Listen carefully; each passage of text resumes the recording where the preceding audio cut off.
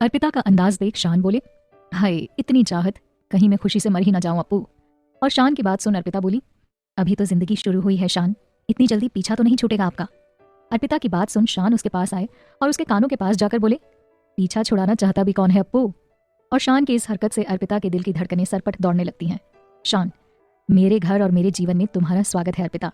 और अर्पिता हल्का सा मुस्कुराते हुए बोली, हम गीत तुम आवाज, हम सरगम तुम साज, हम दीपक तुम ज्योति, हम सीपी तुम मोती। कुछ ऐसा ही तो रिश्ता है हमारा शान, एक के बिना दूसरे का कोई अस्तित्व ही नहीं। ये तो सही कहा तुमने अप्पू। खैर अब तुम यहीं बैठो, मैं जरा छोटे के पास जाता हूँ, देखता हूँ उसे किसी चीज की जरूरत तो नहीं। शान ने कहा तो उसकी बात सुन अर्पिता मुस्कुराई और हाँ में हल्की सी गर्दन हिला दी। शान वहां से निकलकर परम के पास चले जाते हैं। वहीं दूसरी ओर शोभा शीला के पास जाती है। वो अपने कमरे में कबर्ड में बिखरे पड़े कपड़े जमा रही होती हैं। उसे देख शीला एक गहरी सांस लेती है और दरवाजा बंद कर उसके पास पहुंचती है। शोभा शीला से बोली, शीला क्या कर रही हो?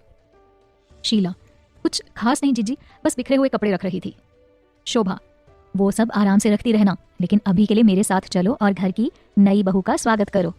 शीला, जीजी उसके लिए आप हैं ना, फिर मेरी क्या जरूरत, आपके साथ चलकर खड़ा ही तो होना है, आप चलिए मैं आती हूँ।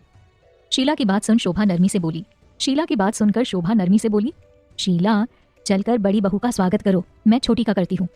जीजी मैं कुछ समझी नहीं, शीला ने कहा।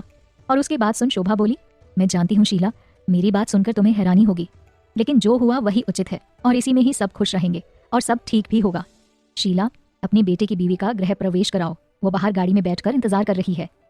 शोभा की बात सुन शीला शॉक्ड होते हुए बोली, मेरे बेटे की बीवी? किससे कर ली उसने शादी, वो भी बिना मेरी मर्जी से? जीजी आप मजाक तो नहीं कर रही? शीला ने लड़खड़ाती जुबान से पूछा, जिसे सुन शोभा बोली, शीला अभी प्रश्न करने का समय नहीं है, अभी समझदारी दिखाने का समय है। घर की बातें हम सब घर में ही सुलझा लेंगे, लेकिन सभी रिश्तेदारों के जाने के बाद। वैसे भी अचानक हुई इस शादी में सभी कुछ ना कुछ खुसर फुसर करने में लगे ही है। ऐसे में तुम भी स्वागत के लिए नहीं आई तो सबकी बहुत फजीहत होगी। तुमसे विनती है मेरी कि बिना कुछ तमाशा किए मेरे साथ चलो। नहीं जीजी, जरूर वही लड़की होगी जो मुझे रत्ती भर भी नहीं सुहाती, मुझसे ये दिखावा नहीं होगा और ना ही मैं उसे स्वीकार कर सकती हूँ। शीला ने एक कदम आगे बढ़ सख्ती से कहा। शीला के गुस्से को देख शोभा बोली, ठीक है शीला, तुम अपनी बहू का स्वागत नहीं करना चाहती तो कोई बात नहीं, कम से कम किरण का ही कर लो, उसमें तो तुम्हें कोई परेशानी नहीं होनी चाहिए। अब ना करने की कोई वजह तो नहीं है तुम्हारे पास।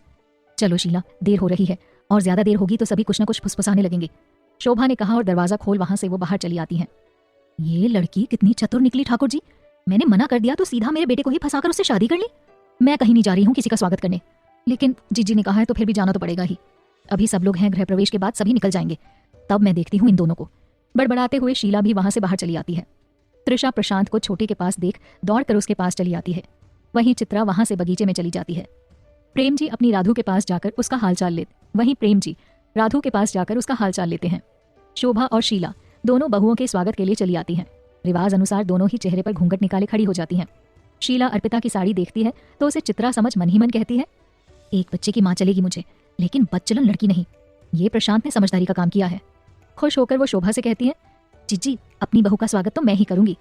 उसके चेहरे पर प्रसन्नता देख शोभा बोली, अच्छा लगा ये देखकर कि कम से कम तुमने इस शादी को स्वीकार तो किया, तुम ही कराओ गृह प्रवेश।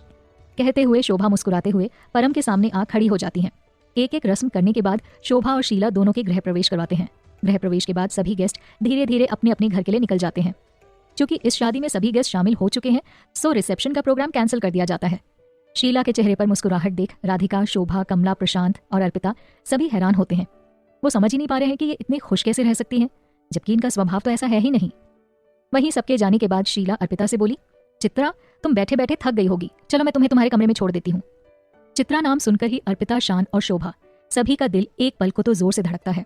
वहीं राधु, प्रेम एक दूसरे की ओर देखते हैं तो परम शान की ओर देखते हैं, जिनके चेहरे पर हैरानी के भाव हैं। शीला ये तुम क्या कह रही हो, ये चित्रा नहीं है, ये अर्पिता है, प्रशांत की पत्नी। शोभा ने कहा तो शीला शॉक्ड हो बोली, ये आप क्या कह रही हैं जीजी, ये कपड़े तो चित्रा पहने थी ना। अब घर में महाभारत होना तय है राधु, तुम कमरे में चलो, इस समय ये सब देखना सुनना हमारी प्रिंसेस के लिए ठीक नहीं है। प्रेम जी राधिका से बोले और उसे कमरे में ले जाते हैं। वहीं प्रशांत के पास से कमला त्रिशा को वहां से लेकर जाती है। स्नेहा आर्य को लेकर पहले से ही कमरे में चली जाती है। वहीं बाहर बगीचे में बैठी हुई चित्रा मन शांत होने पर बाहर से अंदर चली आती है और चित्रा को बाहर से आता देख शीला का गुस्सा फूट पड़ता है और वो प्रशांत से कहती है, तुम्हारी इतनी हिम्मत बढ़ गई कि तुमने बिना परिवार वालों की मर्जी से शादी भी कर ली। वहीं शोभा चित्रा को देख उससे अपने पास आने को कहती है और चित्रा सोचते हुए पास आ जाती है। शोभा उससे कहती है, किरण को उसके कमरे में ले जाओ, नई बहू का पहला दिन है इस घर में और उस पर यह सब तमाशा हो रहा है। वो क्या सोच रही होगी, कैसा पढ़ा लिखा परिवार है ये। जी आंटी जी, मैं समझ गई, चित्रा ने कहा और किरण के पास जाकर उससे बोली, लगातार रस्में करते करते तुम भी थक चुकी होगी, चलो थोड़ा तुम भी रेस्ट कर लो। ये सुन किरण उठी और चित्रा के साथ बेमन से चली जाती है। उसके मन में अर्पिता को लेकर चिंता बढ़ रही है। किरण के जाने के बाद शोभा बोली, छोटी, प्रशांत ने बिन परिवार की मर्जी से कुछ नहीं किया है। तुम्हें छोड़कर इस विवाह से किसी को कोई समस्या नहीं है। सबके लिए बच्चों की खुशी पहले है, बाकी सब बाद में। जी आप तो चुप ही करो। आपसे बोला था ना मैंने कि मुझे ये लड़की अपने बेटे के लिए नहीं चाहिए। मुझे चित्रा स्वीकार है, लेकिन ये लड़की नहीं, शीला ने गुस्से होकर कहा। जिसे सुन शोभा बोली, शीला तुम समझ क्यों नहीं रही हो? आज का समय बच्चों पर अपनी मर्जी थोपने का नहीं है, बल्कि अपनी और बच्चों दोनों की इच्छाओं में संतुलन बनाए रख चलने का है। नहीं तो तुम आए दिन अखबारों में अड़ोस पड़ोसियों नाते रिश्तेदारों से कितनी घटनाएं सुनती रहती हो। बच्चे छोड़कर चले गए, वापस लौटकर नहीं आए। बेटे ने पत्नी और घर दोनों छोड़ किसी और से विवाह कर अपना संसार अलग बना लिया। कभी कभी तो आत्महत्या के भी कई किस्से सुनने में आते हैं। क्यों आते हैं ये शीला? इस बात को समझो और बच्चों की खुशी में खुश रहना सीखो। शोभा की बात सुन शीला बोली, जीजी आपकी बात तो सही है, लेकिन आप भी तो समझिए, मैं भी एक माँ हूँ। यूं ही जानबूझकर अपने बेटे को खुद के खोदे गड्ढे में कैसे गिरने दूं? ना जीजी, मुझे ये शादी स्वीकार नहीं है। ये लड़की मेरे लिए कुछ भी नहीं है, मैं इसे स्वीकार नहीं कर सकती। बस कहते हुए वो अपने कमरे में चली जाती है।